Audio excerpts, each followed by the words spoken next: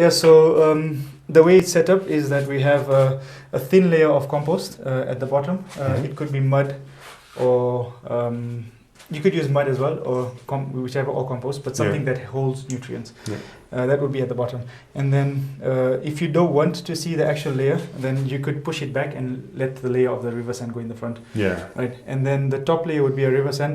Your river sand or building sand or quarry dust, anything that is gravel, anything that is porous. Would you wash it first before? Yes. Sorry, I forgot that. Yeah. So you'd rinse it out, so all the little dust. They don't all have to go, but if you've ever dealt with quarry dust, you'll see the amount of dust, small particulate matter. So even with the quarry dust, there's two types.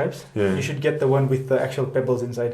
There's one that's really fine. No.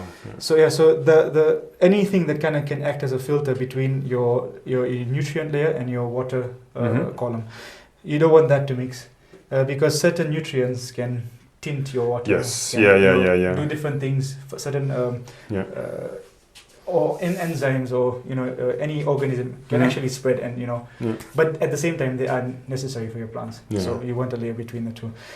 So once you have that layer, you can plant your plants. When you're planting them, push them just enough at least that they can reach the nutrients. They'll root and whatever. Your logs that you're using should be something that is all the bark should already dry out. Everything should have been fallen off. It is advised that you boil it before. So you're not introducing any other potential organism that's on there. And stuff like that. It's not a problem because I've had situations where, like in that one there, I never boiled the log. In fact, I barely boil my logs.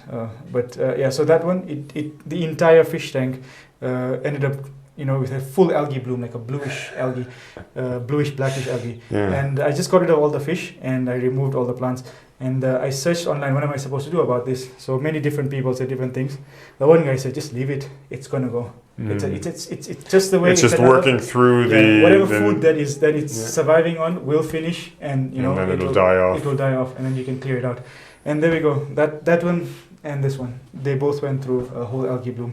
So you can actually still see they are more foggier compared to the rest because they still have that slight. But in a way, actually, I think it creates kind of a nice visual in that it was almost like a peek into the middle of a deep pond that you wouldn't see otherwise, and it's almost like taking a slice through and getting that kind of, visual, which is really, really nice.